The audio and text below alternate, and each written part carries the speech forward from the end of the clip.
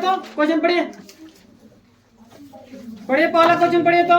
वाले धातु के एक गोले पिघलाकर त्रिज्या 6 सीएम वाले एक बेलन के रूप में ढाला जाता है। बेलन की ऊंचाई चल बैठ जा।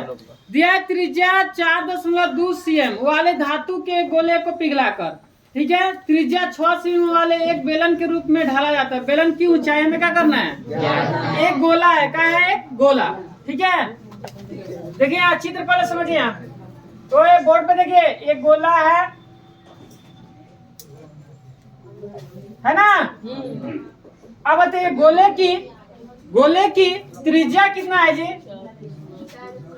4.2 सेंटीमीटर। 4.2 सेंटीमीटर। ध्यान समझिए, ये गोला है, ठीक।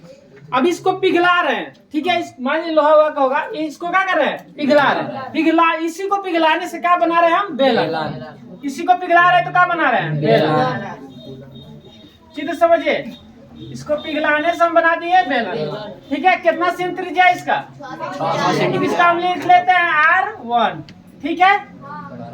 कितना? 6 सेंटीमीटर ना, 6 सेंटीमीटर। आया समझ में? कोई दिक्कत? अब बताइए, इस गोला को पिघला के हम क्या बना रहे हैं? पिघलाने से क्या बन रहा है? बेलन। इसी को ना पिघला रहे थे, बन रहा है। तो हमें कह रहा है कि बेलन की ऊंचाई, इसका क्या निकालना है? ऊंचाई। ये हमें ऊंचाई बताना है, कितना ऊंचा बना है, ठीक है।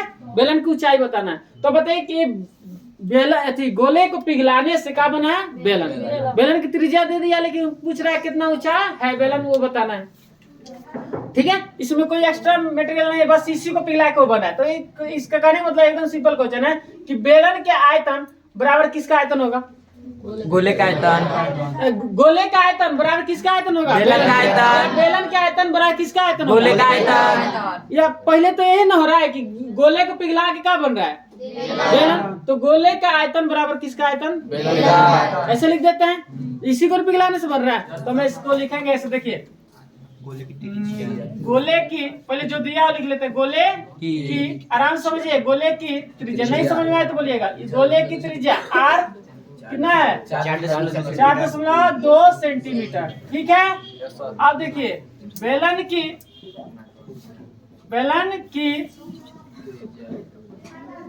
त्रिज्या R1 कितना होगा? 6 सेंटीमीटर। 6 सेंटीमीटर। कोई दिक्कत? अब बेलन की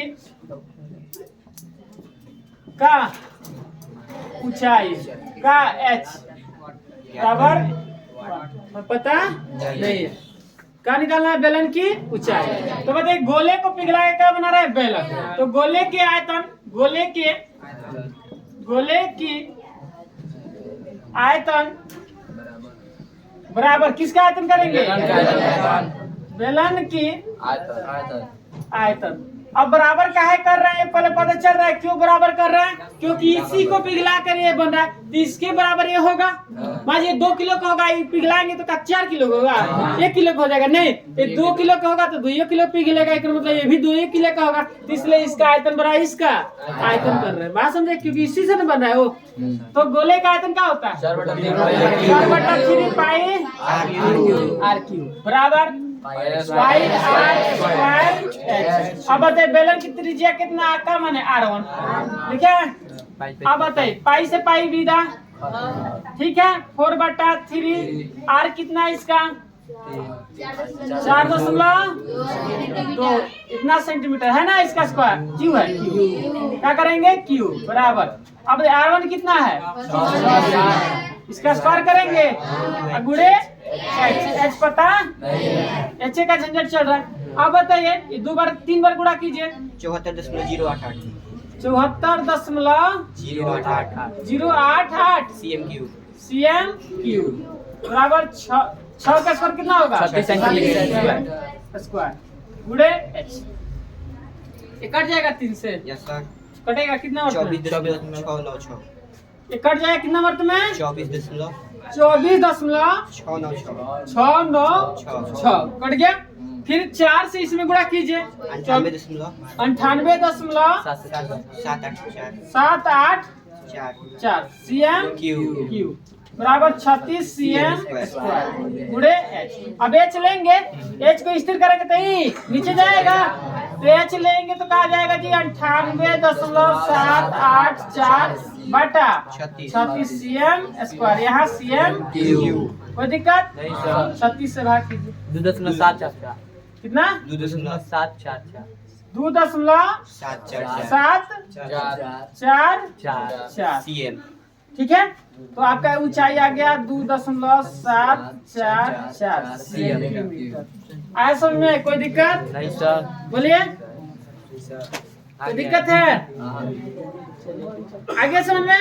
अब देखिए इसको हम देखे लिख सकते हैं 2 दशमलव कितना लगभग 7.4 लिख सकते हैं। लगभग में इसको क्या लिख सकते हैं 2.74 सेंटीमीटर लगभग।